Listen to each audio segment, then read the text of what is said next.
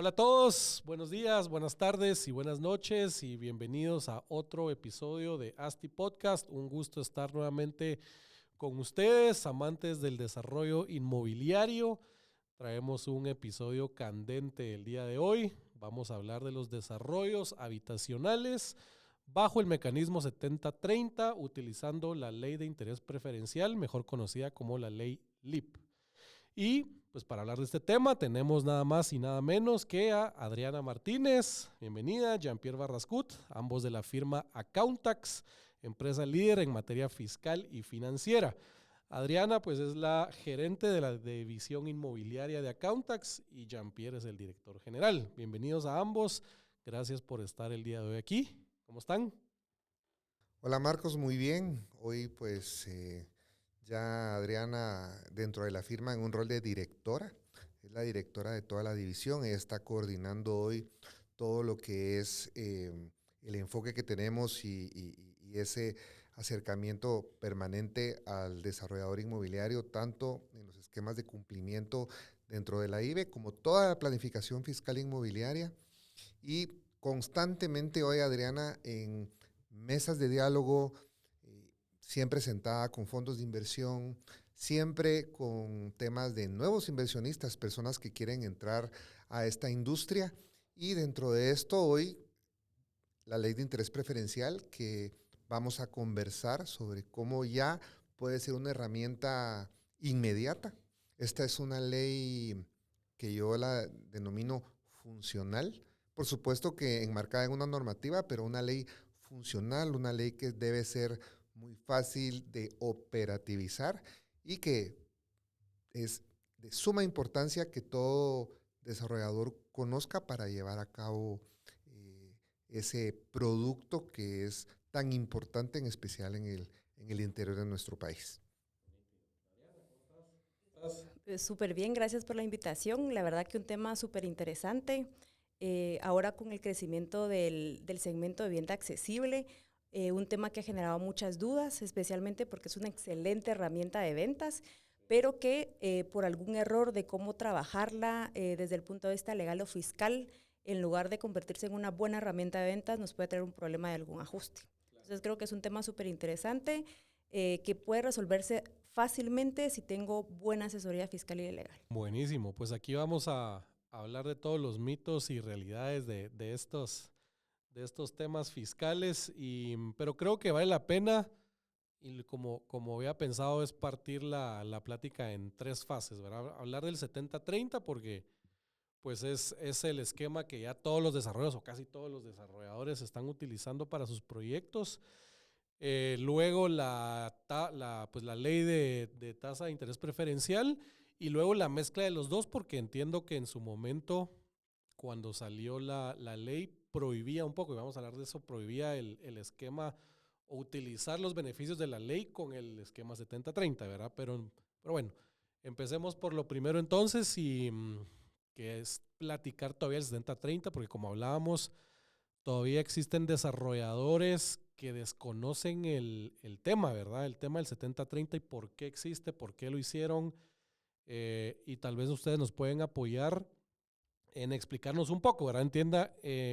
Entiendo yo, por lo menos, y me corrigen si estoy mal, que esta ley o este tema famoso, el 70-30, surgió o nace, digamos, de un decreto en el 2013 que fue aprobado por el Congreso, donde permitían a los desarrollos inmobiliarios a constituir entidades civiles o mercantiles, accionadas o no, para prestar servicios a los propietarios, ¿verdad? Y que el monto de esa suscripción pues no podría exceder un 30% del ingreso total de los proyectos. Pero aquí un poco como que hablando en español, cuéntenos un poco esto qué significa, de qué sirve, por qué lo hicieron, por qué lo crearon. Digamos que en inicio, antes de este cambio de ley, lo que sucedía es que se fraccionaba igual siempre, pero se fraccionaba de forma desproporcional, siempre en búsqueda de pagar menos USI, definitivamente por eso. Entonces veíamos estructuras con entidades offshore que facturaban 50-50, 40-60. Busca, digamos, de cierta manera la SAT regularizar esto y lo deja en una proporción 70-30, que es la que hoy conocemos.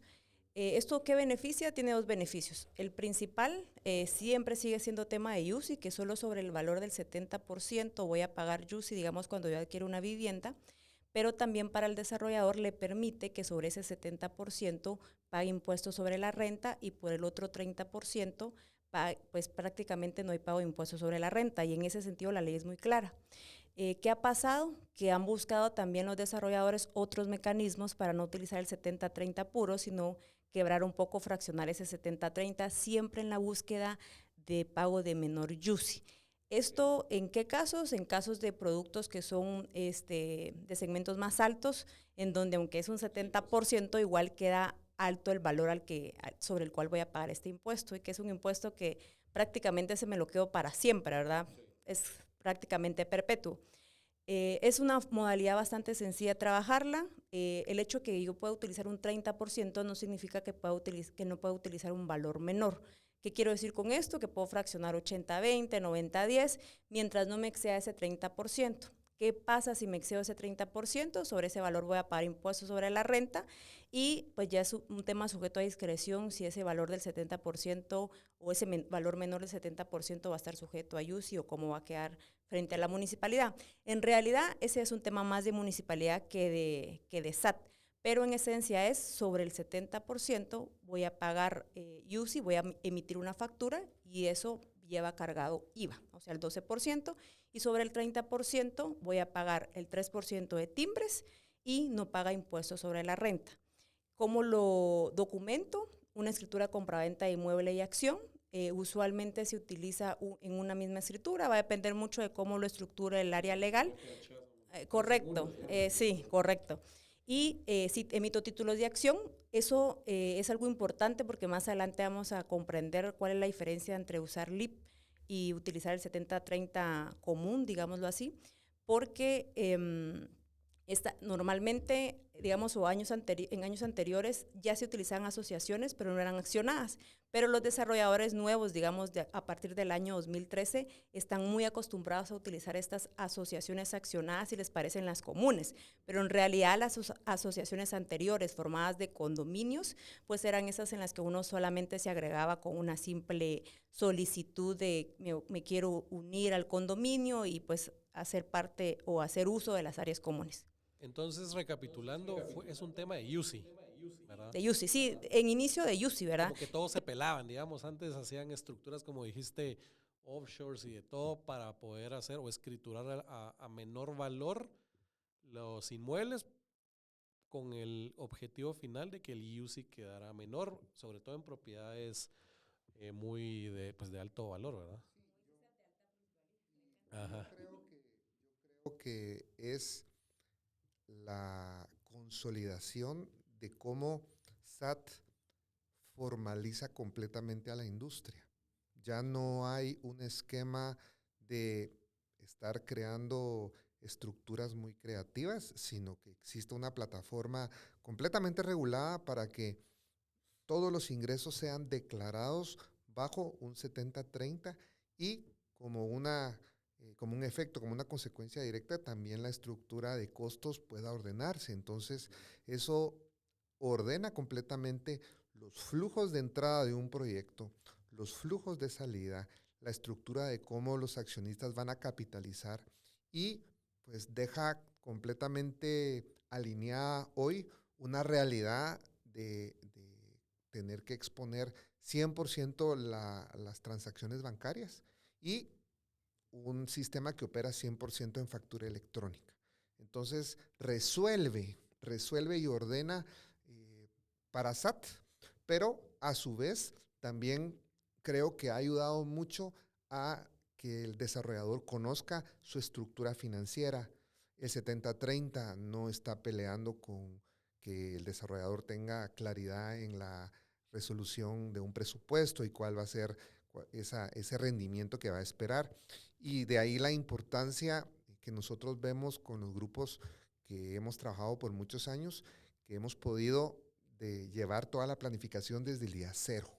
Entonces, desde ahí ya se va llevando todo el tema de cómo se va a hacer el esquema de financiamiento, cuál va a ser el manejo de la compra de la tierra, cómo se va a llevar la relación con los contratistas y los principales proveedores, cómo se va a manejar el área comercial. Y todo se lleva para que de principio a fin se cumpla algo que se pueda medir. Pero cuando llegue SAT, haya claridad de cómo nosotros le vamos a rendir las cuentas, cómo determinamos nuestros impuestos, tanto en flujos de IVA como en flujos de impuestos sobre la renta, y que de ninguna manera, Marcos, esto vaya a tener una incidencia penal, de ninguna manera fuera algo que me fuera a traer algún problema penal que antes podía ocurrir. Es que usted generó esta estructura con la intención de ocultar, con la intención de defraudar, con la intención de esto.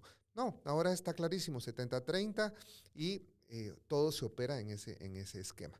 Entonces eso creo que ha venido a dar claridad y parte de eso es el enorme boom que hay en el mundo hoy del desarrollo inmobiliario. Ok, concluyendo, digamos que tema de UCI, nadie quería pagar tanto UCI, la SAT dijo ya dejen de estar creando ahí estructuras extrañas y pongámonos de acuerdo y 70-30 les conviene a todos, sí, hagámoslo ahí bajo un decreto y sale el 70-30 y todos contentos. Al final, para los proyectos o las unidades de alto valor adquisitivo, digamos, pues obviamente le baja el UCI. Para las de bajo valor, segmento medio, segmento bajo, pues obviamente también les beneficia porque si el UCI es menor, logramos, digamos que su cuota, porque normalmente la cuota es más UCI, más seguro, sea menor y por ende logremos captar más gente de la pirámide para los productos que queremos vender. Ese es el beneficio directamente al cliente, el UCI, un menor UCI para toda la vida, y el beneficio al desarrollador de poder captar más potenciales compradores para mi proyecto.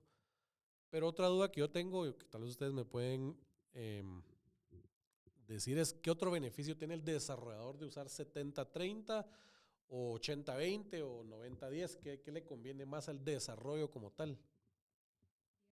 Digamos que primero, impuestos sobre la renta, porque no pago impuestos sobre la renta sobre el 100%, sino sobre el 70%, y aquí hago la aclaración que pago sobre el 70% de los ingresos, pero también no tengo derecho al 100% de los costos y gastos, es decir, sobre el 70%. Si lo vemos en resumen voy a tener un beneficio del 25% sobre mi utilidad, a diferencia de un esquema en el que voy a facturar 100%. Otro tema importante es el IVA, porque voy a generar menos IVA y depende cómo yo tenga mi flujo de caja en IVA. Normalmente la tierra no entra con IVA, son casos especiales que entran con IVA, y digamos que mi estructura de IVA va a ser más o menos de un 70, menos del 70%, 80%, y si voy a generar la misma cantidad de IVA pago, prácticamente se compensa en un 100%. Eso quiere decir que yo el IVA prácticamente no lo voy a ver, que ese debería ser el funcionamiento normal del IVA. Lo capto y lo pago, ¿verdad? Pero sí hemos visto algunos casos en los que generamos mucho más IVA y al final el IVA lo capto y o lo compenso o lo pago a SAT, ¿verdad? Eso me permite que en el precio de venta, cuando yo calculo el precio de venta, le voy a calcular un 12% de impuestos solo al 70% y le voy a calcular, digamos, ese 30%, un 3%. Lo puedo ver desde dos puntos de vista. Uno, tengo un precio de venta menor, ¿verdad? O dos, subo un poco el precio de venta porque igual voy a tener más flujo hacia el proyecto. Entonces, sí tengo un beneficio en impuestos. Me he encontrado, digamos, he tenido muchas reuniones en las que el desarrollador me dice, Adriana, no es cierto, para mí es lo mismo, el único beneficio es para quien compra, lo vemos de forma numérica y realmente en escenarios se interpreta que sí tengo un beneficio y justo es un 25% sobre esa utilidad y el aprovechamiento correcto. Es que ahí hace sentido, ¿verdad? 70 de costos, 70 de ventas, el ISR va a ser menos que en un esquema 100% facturado. 100%, correcto. Entonces, puntualmente, para el desarrollador beneficio, menos ISR y definitivamente no hay pago de IVA por pagar al final del proyecto. Lo compenso perfectamente, lo compenso y le calculo al precio de venta menos IVA, ¿verdad? Porque eso es lo que hacen todos. Hago mi cálculo de cuál va a ser mi precio de venta y, insisto, dos cosas. Me voy con un precio de venta más bajo y vendo más rápido las unidades o dejo el precio de venta que tenía estimado y aprovecho eso como flujo de caja. Que creo que eso es lo que hacen todos. No creo que sea al revés. Y la última pregunta, tal vez en este tema, que es algo que específicamente dice ese artículo 35A, si no estoy mal, es que menciona que no sé si es algo que se hace en la práctica, pero que dice que se tiene que entregar una proyección de los ingresos al inicio del proyecto con una declaración jurada, como para que en base a esa proyección uno pague los impuestos en el proyecto, pero no sé si eso es, si se hace o qué recomiendan, porque a mí se me hace una locura, pues lo que no puedo decir hoy, pues nadie tiene la bola de cristal para decir hoy presento esto y voy a pagar sobre esto, porque puede ser que viene una pandemia, puede ser que viene cualquier cosa, ¿verdad?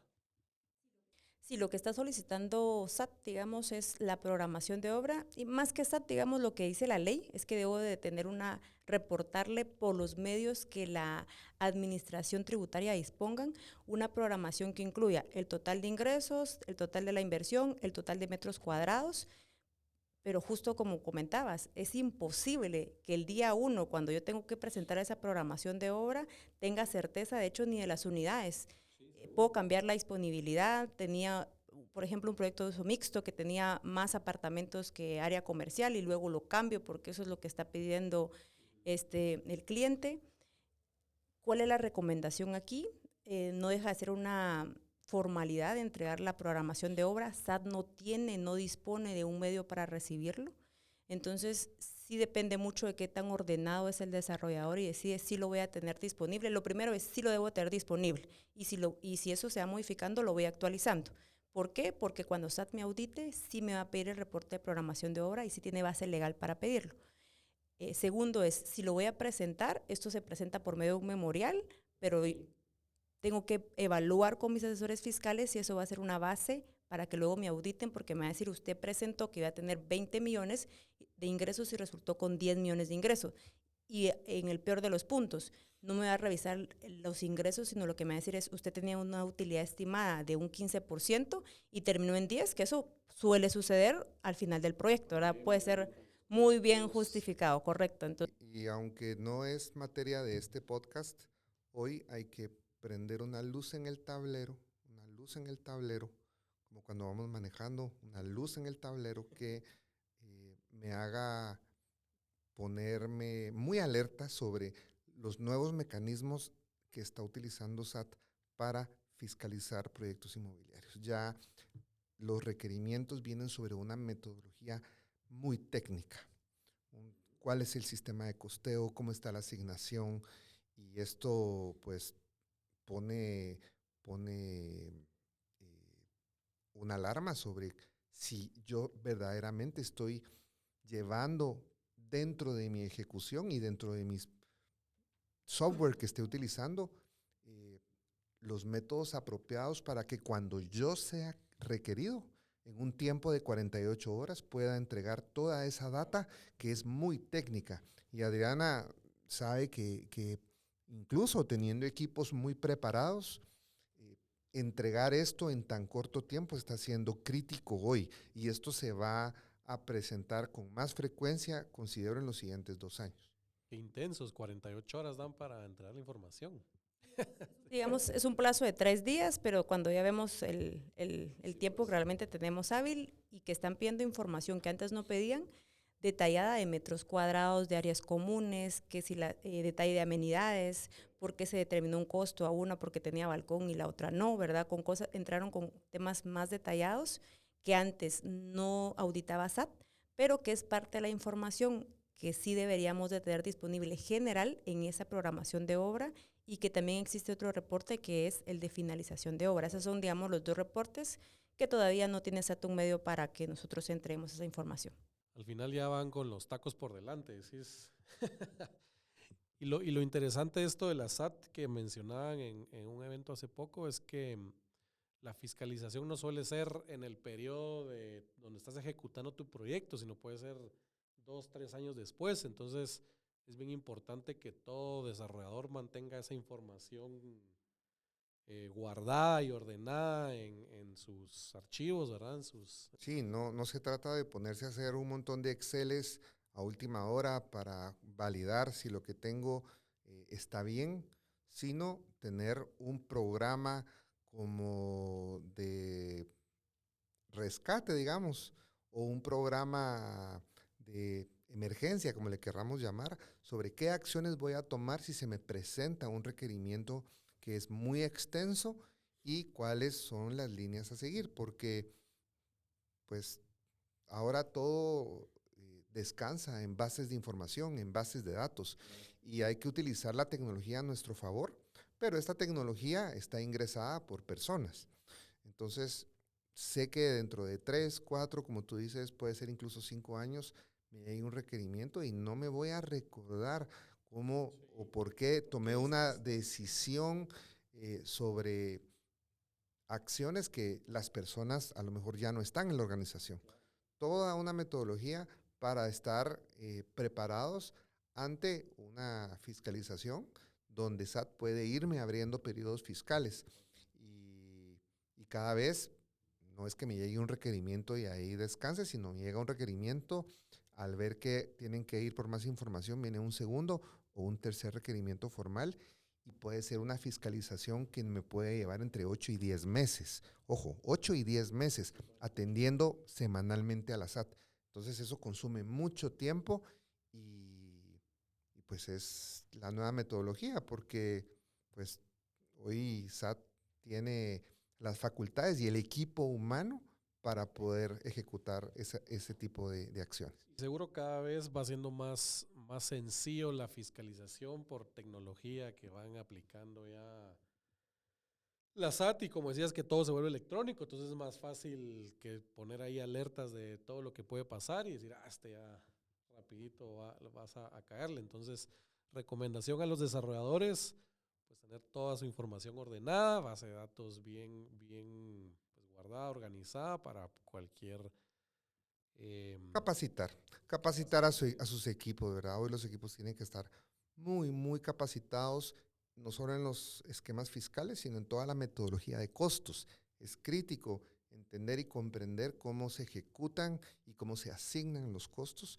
Adriana tiene comunicación permanente con los equipos de ejecución presupuestaria de los proyectos porque juegan un rol muy importante desde la planificación y cómo se enlazan con la parte de la ejecución fiscal, contable y financiera. Y ahí me surge una pregunta también en ese sentido del costeo. Está un poco fuera de tema, pero ahorita que se me vino a la mente vale la pena preguntar, que tal vez muchos tienen la misma pregunta, pues, y cómo manejarlo, porque realmente todo un desarrollo un desarrollo de principio a fin, es al inicio solo gasto, y al final pues se hace la facturación de todo, y ahí es donde vamos descontando de los ingresos pues todos los costos. Normalmente lo que se hace es que todos los desarrolladores, todo lo que es mercadeo, comisiones, honorarios legales, administración, todos los gastos se van metiendo en un bolsón que es una obra en proceso, ¿verdad? Pero entiendo que hay unas directrices donde dice que ciertos de esos costos no se pueden almacenar en ese bolsón durante todo el tiempo, esos 3 años, sino los tenés que ir botando año con año. ¿Eso es así o sí se puede? Es justo, digamos, qué término utilicemos, ¿verdad? Y cuando digo qué término, es más cuál es la naturaleza de eso, si es un costo o es un gasto. Lo correcto sería que todos los costos los capitalizo. Y la pregunta aquí es, ¿qué es costo y qué es gasto? Para la administración tributaria, y hago esa aclaración, ha sido del criterio que parte de los gastos son los administrativos, que incluyen publicidad, mercadeo, comisiones, sueldos administrativos, todos los gastos fijos, y que esos no deberían de capitalizarse, es decir, de llevarse en obra en proceso, sino dejarse como parte de los gastos de cada periodo, y eso resulta en que yo no voy a utilizar ese gasto para los siguientes años. Ese es un tema de criterio y como lo he estado revisando. Y sí, ¿por qué? Porque entonces yo nunca voy a tener derecho de aprovecharlos por la forma en la que se escritura y no me voy a poner a facturar los anticipos porque tampoco es correcto, sino lo correcto es hasta que se hace el traslado mínimo del bien, escrituro y facturo. Ese es un tema mucho de criterio y creo que cada desarrollador tiene que evaluar cuánto es cuál es la ponderación de ese gasto o costo, o cómo yo voy a defender que algunos sí son costos y no son gastos, porque sería imposible vender las unidades, al final terminan siendo, diría yo, parte de los costos todas las comisiones de ventas, pero eso es un tema de criterio y cómo yo lo voy a poder defender cuando me hagan alguna auditoría. ¿Cómo hacemos para hacer entender a la SAT que todo es costo, no es gasto? Al final todo se capitaliza, pues todas esas comisiones, honorarios son necesarios para que el proyecto se concluya, ¿verdad? Y no... Bueno, no necesariamente porque no está integrado a la obra. Correcto. Podemos decir, bueno, lo voy a desechar, ¿verdad? Es un tema en el que tenemos que estar muy atentos.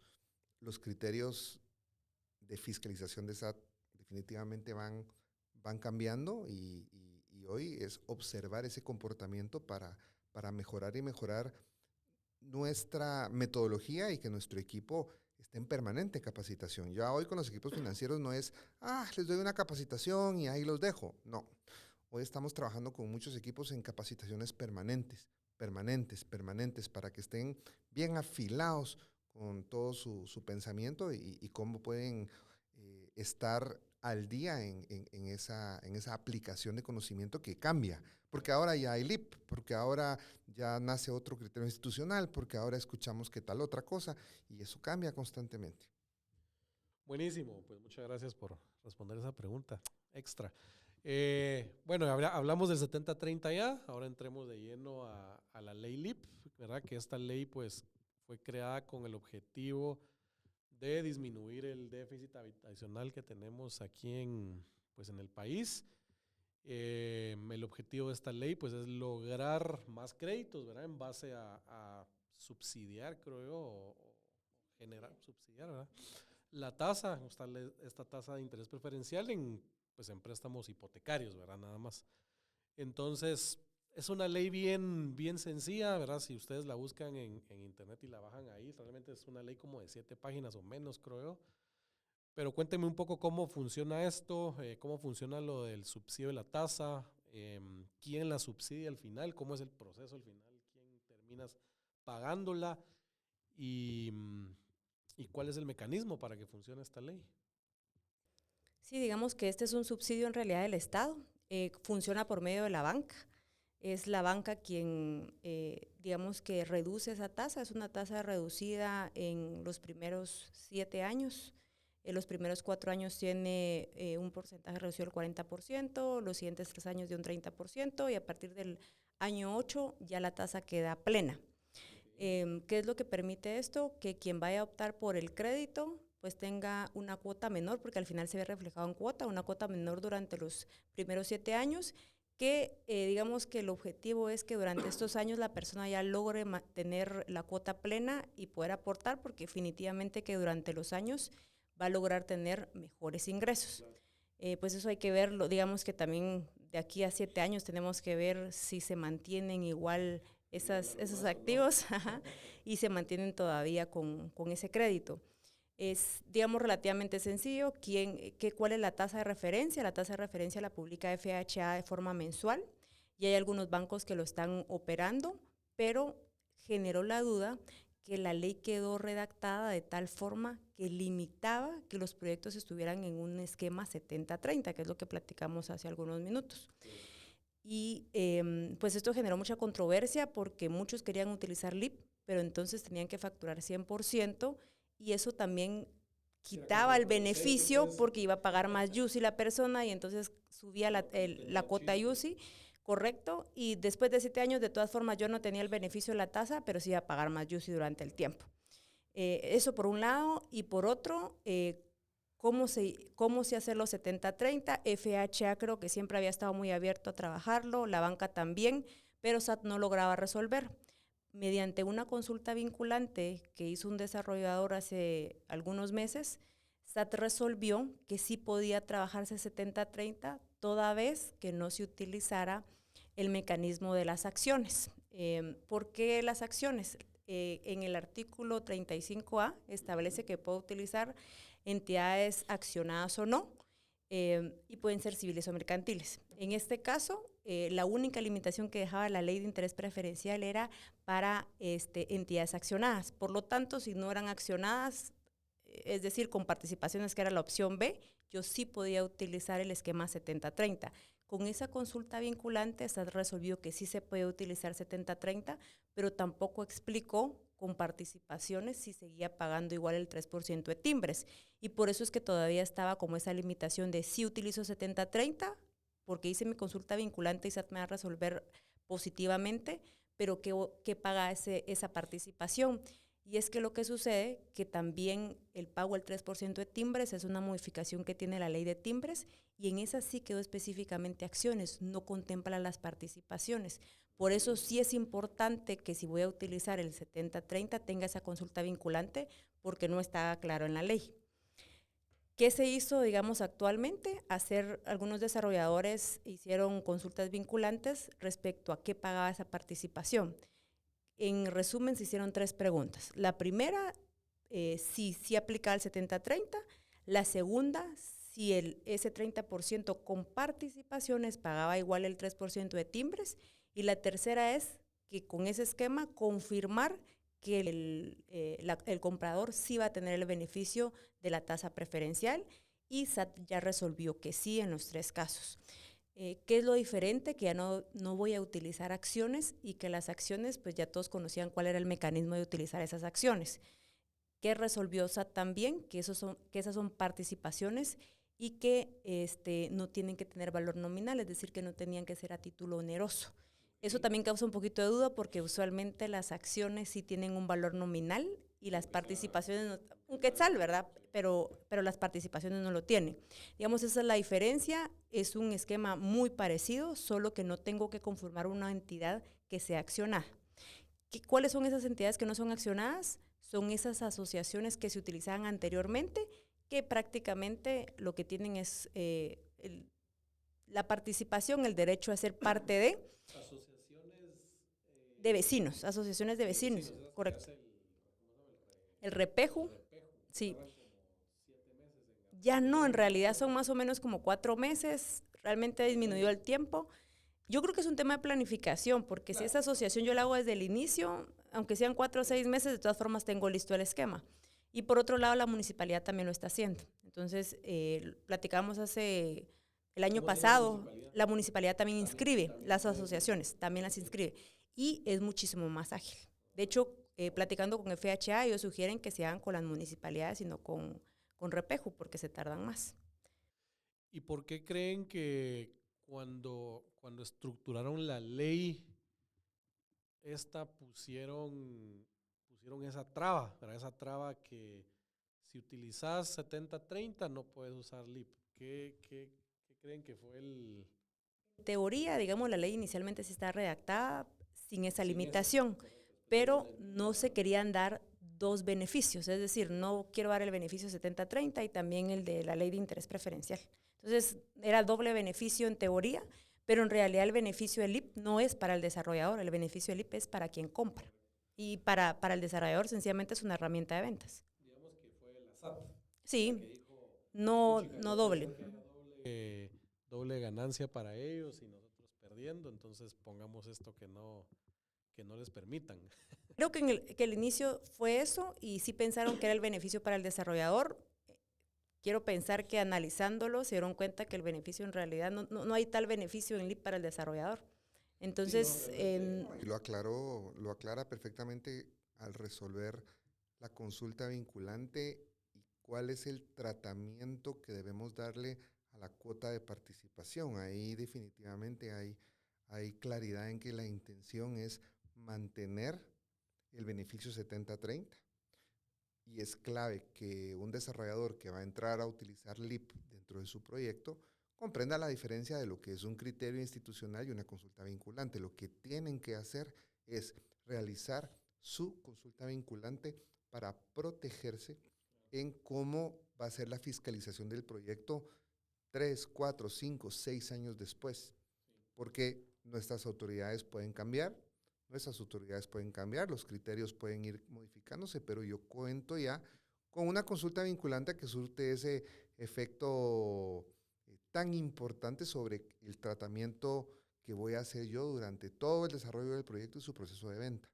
Entonces, tienen que hacer su consulta vinculante y con eso ya con toda la tranquilidad, ejecutar el proyecto bajo la ley de interés preferencial. Hoy lo que debemos pensar es, bueno, tengo varios proyectos de interés preferencial, voy a hacer 3 o 4 proyectos, ¿qué hago? ¿Los trabajo todos en una sociedad o a lo mejor los voy a estar trabajando con sociedades separadas?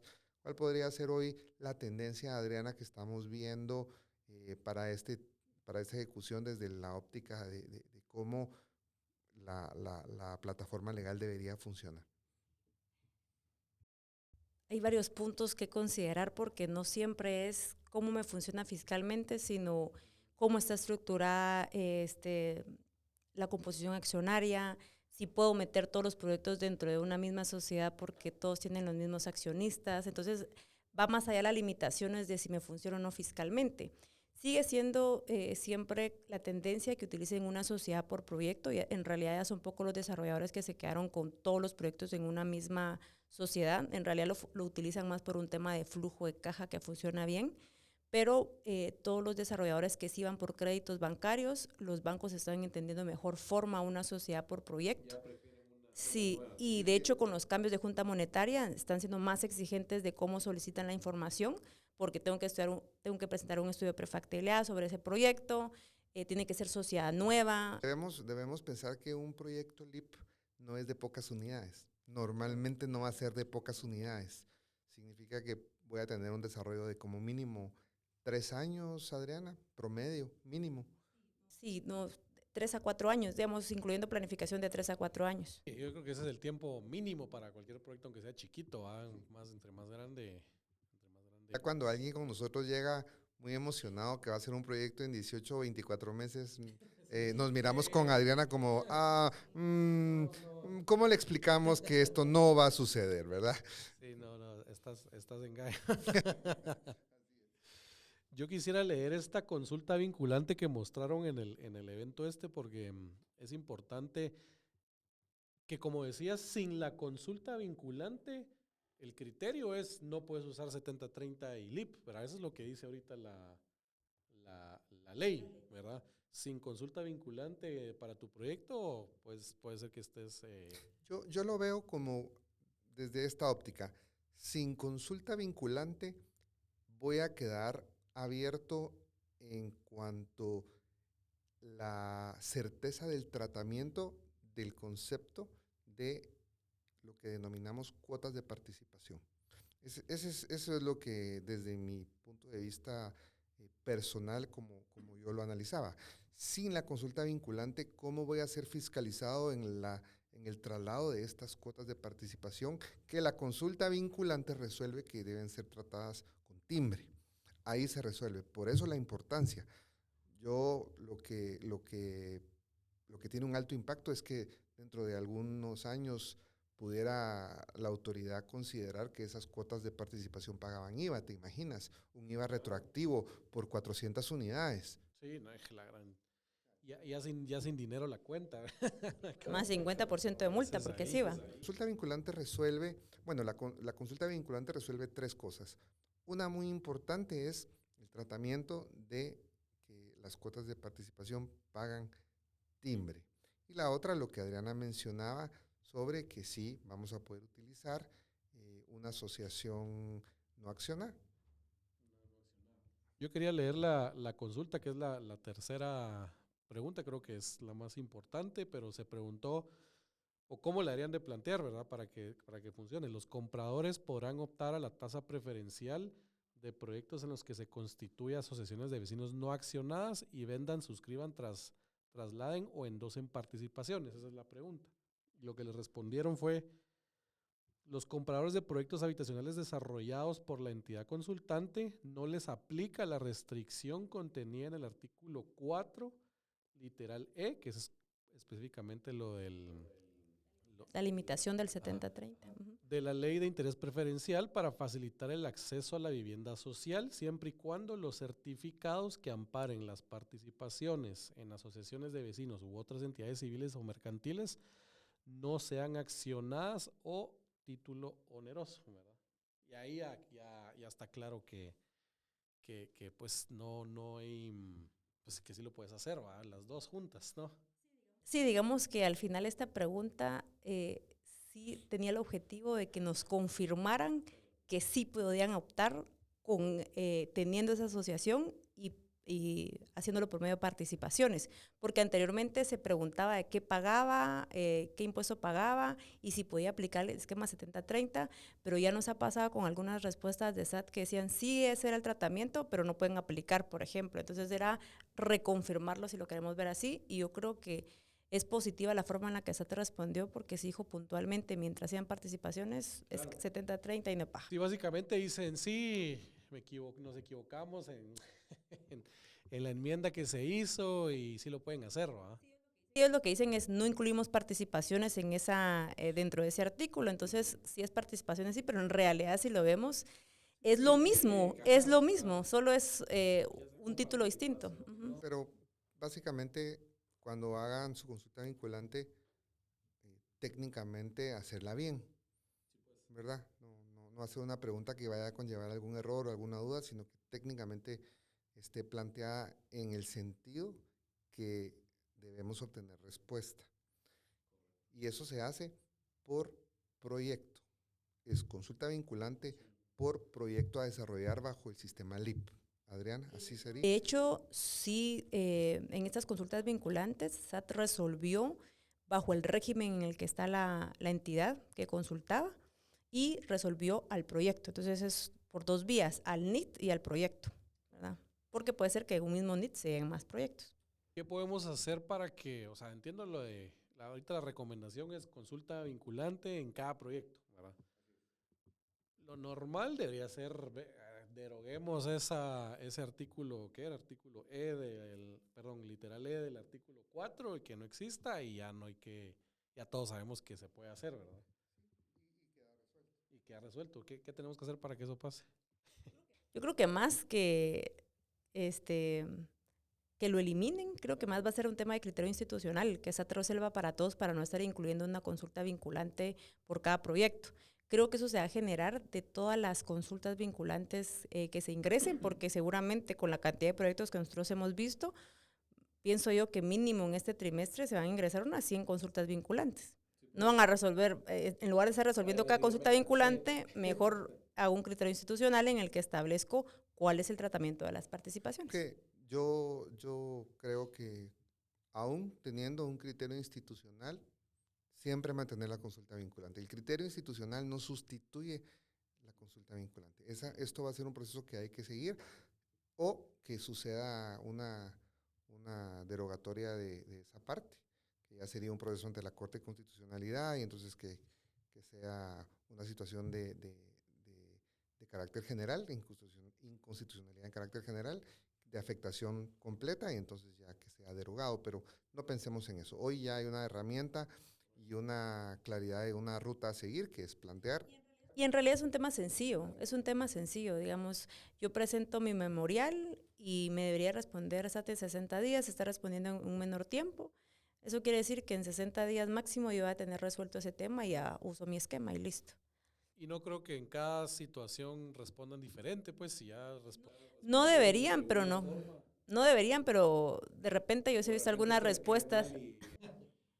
Sí, no, y además, mira, ya van a surgir más temas para adelante, porque esto es primera venta LIP, que pasa en la segunda y tercera venta LIP con cuotas de participación. Bueno, ni entremos en eso porque no salimos hoy de aquí, pero todo esto se va a ir aclarando y se va a ir resolviendo, como ha sucedido con todo el esquema de la normativa 70-30 durante estos años.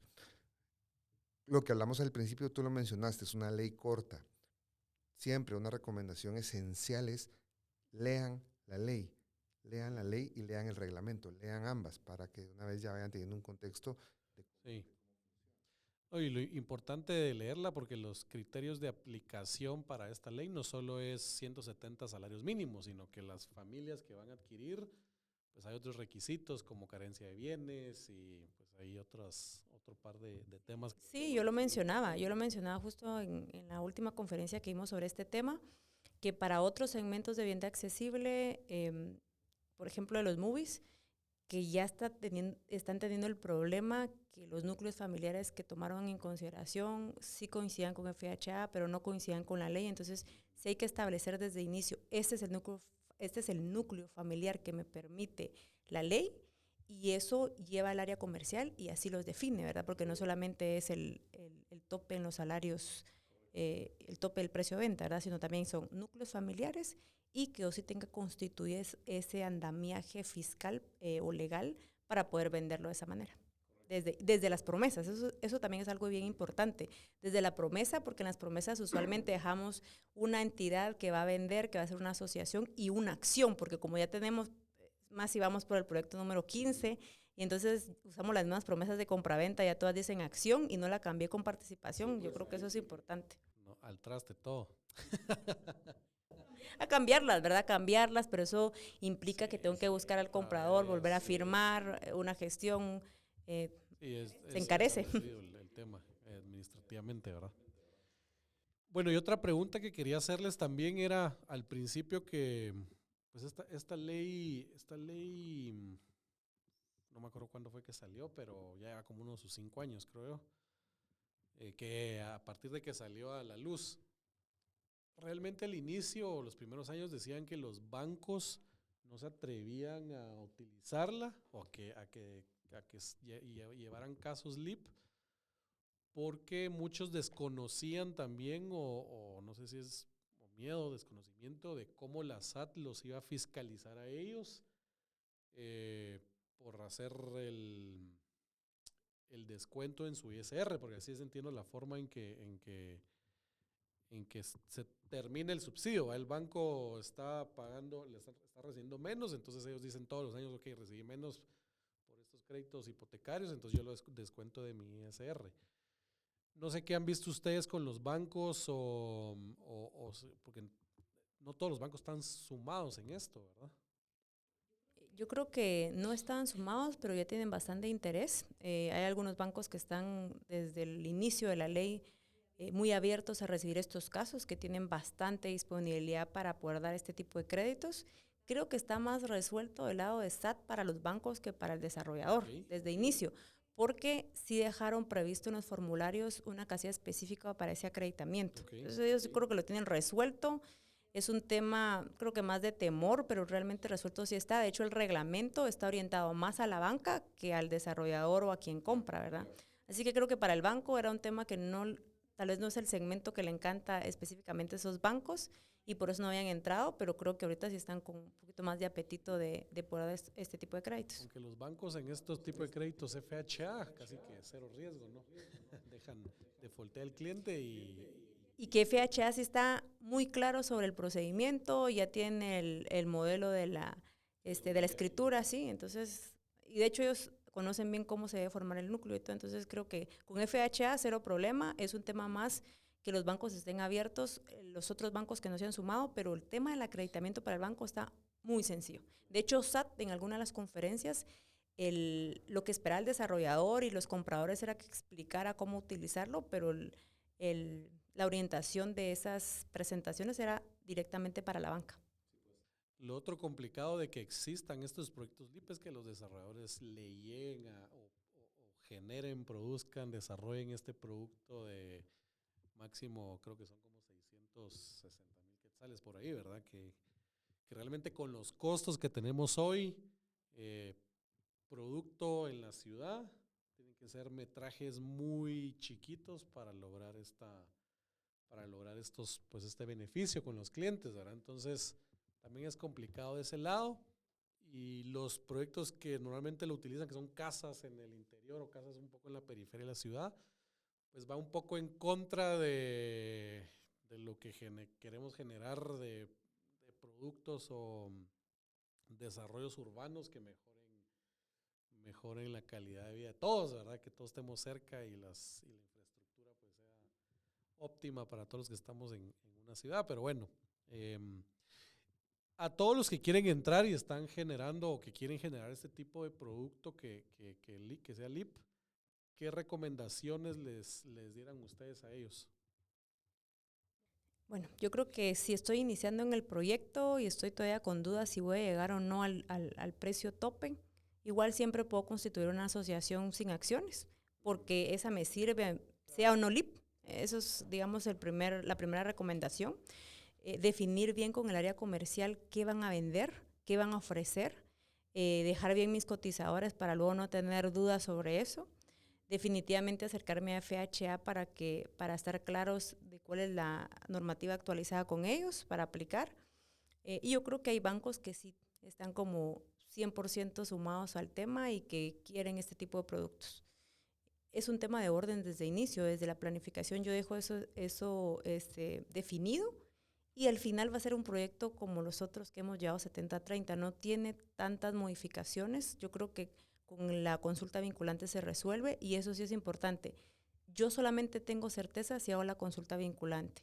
Puedo tener la sociedad formada, de hecho tener o no la tierra, pero voy a saber que voy a generar el proyecto y hago la consulta vinculante desde el inicio. Y ya tengo certeza que sí tengo respuesta positiva de SAT. Consulta vinculante, asociación y confirmación con el FHA, y estoy listo para trabajarlo. Fuera de eso, no veo algo más que tenga que ver el desarrollador adicional a los... Estamos viendo, no sé, me atrevo a decir 9, 10 proyectos LIP que vamos a estar trabajando en los siguientes 3 meses y que algunos de ellos ya están saliendo a venta. No vemos malos números, no son cifras que asustan, ¿no? Todo lo contrario, son temas muy atractivos. Creo que eso va a ir agarrando. Hay tierra que tiene esa vocación y en cuanto se vayan informando. Casas, sí, son casas. Casas, y también tenemos apartamentos. Más casas, pero también tenemos apartamentos. Sí. Hay proyectos de apartamentos, pero los números no se ven mal. Claro, que conlleva, por supuesto, una ejecución adecuada y toda una organización que va a hacer que el proyecto se venda en tiempo. Pero los números, como se están viendo, no contemplando el incremento inminente de costos que ha venido y que va a venir, no deja de ser un tema atractivo. También creo que son desarrolladores que ya están muy familiarizados con ese segmento, digamos que no están optando al segmento solo porque tienen este beneficio, sino que ya lo conocen bien, manejan bien los costos en el segmento, entonces en realidad solo es, tengo un beneficio adicional y aplico. De hecho, creo que hay muchos desarrolladores hoy que lo están trabajando y no se están aprovechando de esa herramienta de ventas. Creo que todos deberíamos desarrolladores buscar ese tipo de proyectos, porque al final, como mencionas, no son proyectos que por ser de un ticket bajo sean poco atractivos. Es más, todo lo que son proyectos de vivienda horizontal son más atractivos que los proyectos de vivienda vertical. Yo a veces digo, ¿por qué estamos haciendo edificios? Y sí, con casas es muchísimo más rentable, ¿va? Pero otra vez, verá, las casas de tierra y tenés que irte a lugares pues más lejanos. Si no sos dueño de la tierra, pues tenés que comprar buenas cantidades para hacer los proyectos. Entonces, cada vez es más difícil. Pero realmente el objetivo de la ley es apoyar a las familias guatemaltecas a que obtengan su vivienda, no solo pues, para que tengan dónde vivir, porque sabemos que, o sea, ese es el principal objetivo, ¿verdad? Pero realmente el desarrollo inmobiliario y la vivienda es un pilar fundamental en la economía del país, porque lo que derrama el hecho de desarrollar vivienda es brutal, creo yo, ¿verdad? No solo en tema construcción, sino electrodomésticos, todo lo que conlleva tener casas, remodelaciones, comprar teles, comprar todo lo que... No, tiene un efecto geométrico en la economía y en las zonas donde están ocurriendo. Entonces, y a largo plazo, porque esas familias que hoy pueden optar a comprar una vivienda y ya tienen una mejor calidad de vida, los hijos en 20 años seguramente van a optar a un mejor futuro y por ende el país, pues... y de hecho, una LIP que cada vez se estructure y se diseñe mejor, lo que va a traer es más recaudación para SAT, creo yo. Eso es un efecto que es beneficioso en términos de ingresos para el Estado. Hay que facilitar los mecanismos y comunicarlos apropiadamente para que sea algo que muy rápido se pueda poner en marcha, y el déficit habitacional pues está ahí. Sí, somos un país con un déficit muy grande y por ende mucha oportunidad de entrar a estos proyectos desde el punto de vista también negocio, ¿verdad? Pero hoy el tema acá es LIP, desde nuestra óptica y experiencia con Adriana, está resuelto. Como está estructurado y con los precios que están determinados, es viable hacer proyectos bajo ley de interés preferencial, y a través de estos mecanismos que hablamos de la consulta vinculante, que no sean sujetos a ninguna exposición fiscal o que tengan riesgos relevantes dentro del mismo. Perfecto, pues muchísimas gracias. No sé si quisieran un último comentario o algo que se nos haya olvidado platicar, el que quisieran comentar. Cubrimos todo. Yo creo que hoy nunca está de más mencionar alinear a los equipos, legal, fiscal, comercial, todos alineados. Los equipos alineados son los que van a ganar más plata y los que van a poder desarrollar mejor. Y eso es algo que estamos viviendo hoy. Hay herramientas, pero para usar las herramientas y para usar la tecnología necesitamos a la gente con el mejor talento. Eso es clave hoy. Sí, yo creo que tal vez pareciera algo muy sencillo y nosotros lo vemos así, pero sí consideramos siempre trabajar con un abogado que sea inmobiliario con esa experiencia, para que sea muy sencillo formar una asociación, para que comprenda cómo hacer ese título o mejor dicho, ese certificado de participación, y no ir con alguien que va a ser su primera vez, que lo vi, que me pasaron la copia, exacto. Entonces, eso sí es muy importante porque son errores que tal vez ya tengo todo preparado y me equivoco en algo que voy a registrar, cómo voy a constituir esa asociación, luego cómo va a quedar, qué elementos comunes, si le va a bajar elementos comunes o no, por qué.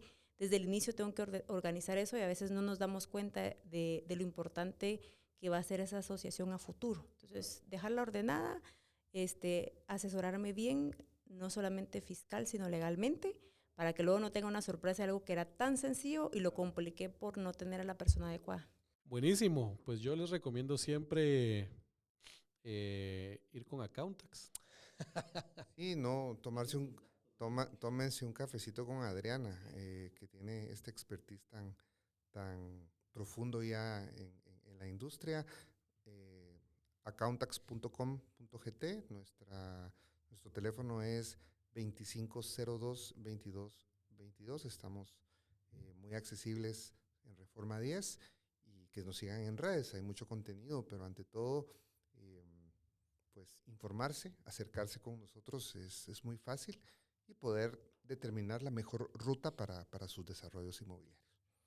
Buenísimo, pues muchas gracias Adriana, muchas gracias Jean-Pierre, gracias por Y no, a ti gracias por el espacio que siempre estás liderando con esta fuerza que no se te acaba nunca, y se pasan los minutos, siempre es ameno conversar contigo. Gracias, Marcos. Buenísimo, pues a todos muchas gracias por estar en otro episodio de ASTI Podcast. Esperemos que nos continúen escuchando o viendo en YouTube, en Spotify, Apple Podcast, en todas las plataformas de podcast. También síganos en nuestras redes sociales como ASTI Desarrollos. Y nada, pues muchas gracias a los dos y nos vemos en un siguiente podcast.